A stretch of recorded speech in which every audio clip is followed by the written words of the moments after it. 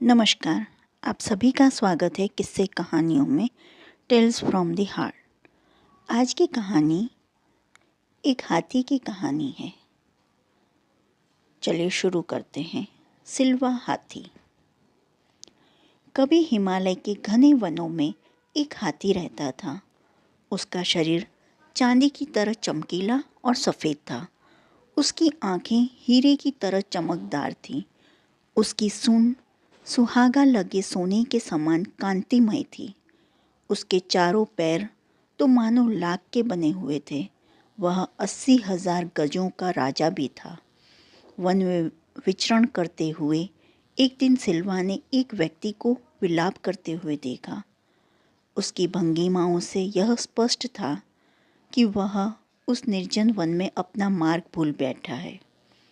सिल्वा को उस व्यक्ति की दशा पर दया आई। वह उसकी सहायता के लिए आगे बढ़ा, मगर व्यक्ति ने समझा कि हाथी उसे मारने आ रहा है, अतः वह दौड़कर भागने लगा। उसके भय को दूर करने के उद्देश्य से सिल्वा बड़ी शालीनता से अपने स्थान पर खड़ा हो गया, जिससे भागता आदमी भी थम गया। सिल्वा ने ज्यों ही पैर फिर आगे बढ़ाया, वह आदमी फिर भाग खड़ा हुआ, और जैसे ही सिल्वा ने अपने पैर रोके, वह आदमी भी रुक गया। 3 बार जब सिल्वा ने अपने उपक्रम को वैसे ही दोहराया, तो भागते आदमी का भय भी भाग गया। वह समझ गया कि सिल्वा कोई खतरनाक हाथी नहीं था। तब वह आदमी निर्भीक होकर अपने स्थान पर स्थिर हो गया। सिल्वा ने तब उसके पास पहुंचकर उसकी सहायता का प्रस्ताव रखा। आदमी ने तत्काल अब उसके प्रस्ताव को स्वीकार कर लिया। सिल्वा ने उसे तब अपनी सूंड के से उठाकर पीठ पर बिठा लिया और अपने निवास स्थान पर ले गया। वहाँ ले जाकर नाना प्रकार के फलों से उसकी आवभगत की।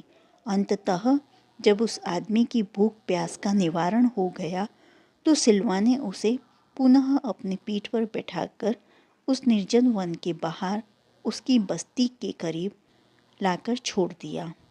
वह आदमी लोभी और कृतज्ञ था। तत्काल ही वह एक शहर के बाजार में एक बड़े व्यापारी से हाथी दांत का सौदा कराया। कुछ ही दिनों में वह आरी आदि औजार और रास्ते के लिए समुचित भोजन का प्रबंध कर सिल्वा के निवास स्थान को प्रस्थान कर गया। जब वह व्यक्ति ने सिल्वा के सामने पहुंचा, तो सिल्वा ने उससे उसके पुनरागमन का उद्देश्य पूछा। उस व्यक्ति ने तब अपनी निर्धनता दूर करने के लिए उसके दांतों की याचना की। उस दिन सिल्वा दान पार में होने की साधना कर रहा था, अतः उसने उस आदमी की याचना को सहर्ष स्वीकार कर लिया तथा उसकी सहायता के लिए घुटनों पर बैठ गया, ताकि वह उसकी दांत काट सके।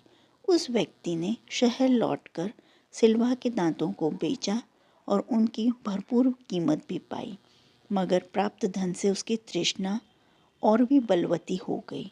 वह महीने भर में फिर सिल्वा के पास पहुंचकर उसके शेष दांतों की याचना कर बैठा।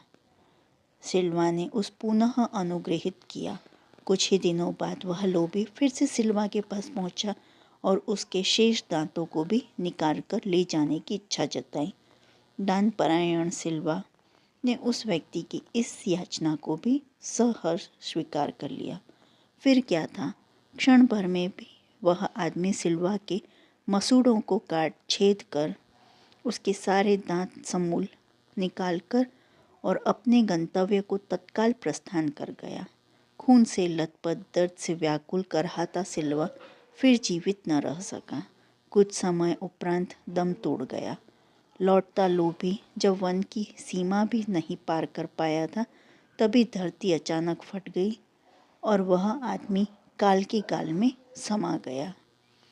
तभी वहाँ वास करती हुई एक वृक्ष यक्षिणी ने यह गाना गाया। मांगती है तृष्णा और मिटा नहीं सकता जिसकी भूख को सारा संसार। जो आपको हाथी की यह कहानी पसंद आई हो तो please like, share and subscribe करें। देखने के लिए धन्यवाद। जय हिंद, जय भारत। और कमेंट बॉक्स में अपनी राय ज़रूर दीजिएगा।